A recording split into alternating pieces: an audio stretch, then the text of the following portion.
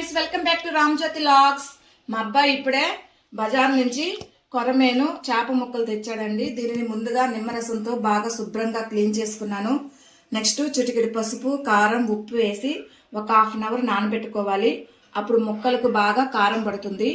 Stove మీద vessel పెట్టుకొని ఒక 4-5 స్పూన్స్ ఆయిల్ వేసుకోవాలి. ఫిష్ కర్రీకి కొంచెం ఎక్కువ ఆయిల్ యాడ్ చేసుకోవాలి.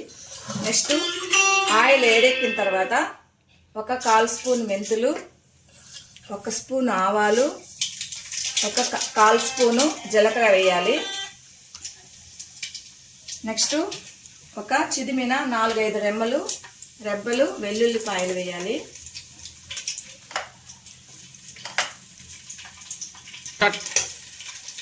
ఇవి బాగా వేగిన తర్వాత 4-5 పచ్చిమిర్చి ముక్కలు సన్నగా ముక్కలు చేసి వేయించుకోవాలి.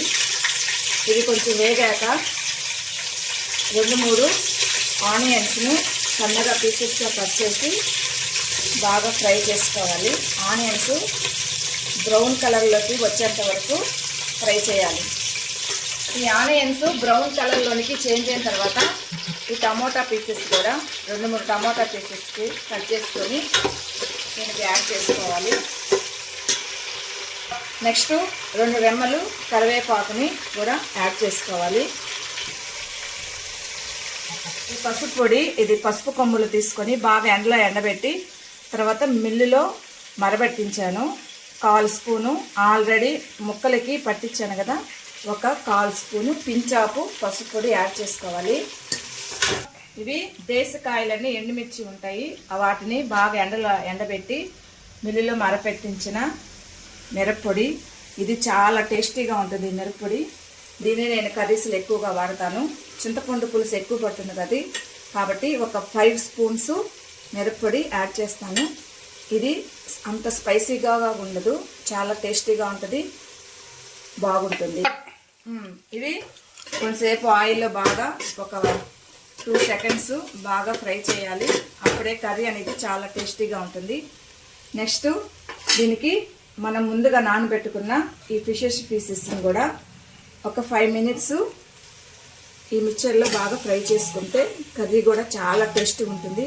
ఇది కొరమేను కదండి, ఒక 5 మినిట్స్ దీన్ని ఈ మిశ్రమంలో బాగా ఫ్రై చేసుకోవాలి. ఈ విధంగా ఒక 5 మినిట్స్ కుదుపుతూ వీటిని బాగా పొయ్యి మీద బాగా మిశ్రమం అంతా కలిసే విధంగా ఈ విధంగా కుదుపుతూ ఉండాలి. నెక్స్ట్ ఈ ఫిష్ ముక్కల్లోనికి చింతపండు పులుసు యాడ్ చేసుకోవాలి. ఈ చింతపండు పులుసు అనేది చిక్కగా ఉండాలి, అప్పుడే కర్రీ అనేది చాలా టేస్ట్గా ఉంటుంది. పల్చగా ఉంటే ఈ ఫిష్ కర్రీ అనేది టేస్ట్ ఉండదు. నేను ముందుగానే పిప్పి తీసేసి చింతపండు పులుసుని తయారు చేసుకున్నాను. ఈ విధంగా యాడ్ చేసుకొని ఒక 20 నిమిషాలు బాగా ఉడికించుకోవాలి. మినిట్స్ అయిన తర్వాత ఈ మ్యాంగో అంటే మామిడికాయ ముక్కల్ని యాడ్ చేసుకోవాలి.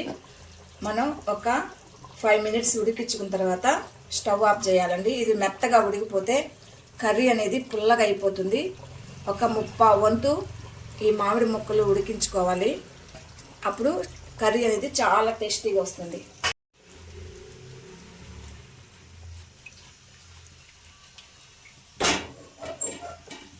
ఓకే అండి, టేస్టీ కొరమేను ఫిష్ కర్రీ రెడీ అయింది. సూపర్ టేస్టీగా ఉంది. ఓకే ఫ్రెండ్స్, ఈ వీడియో మీకు నచ్చినట్లయితే ప్లీజ్ లైక్ అండ్ సబ్స్క్రైబ్.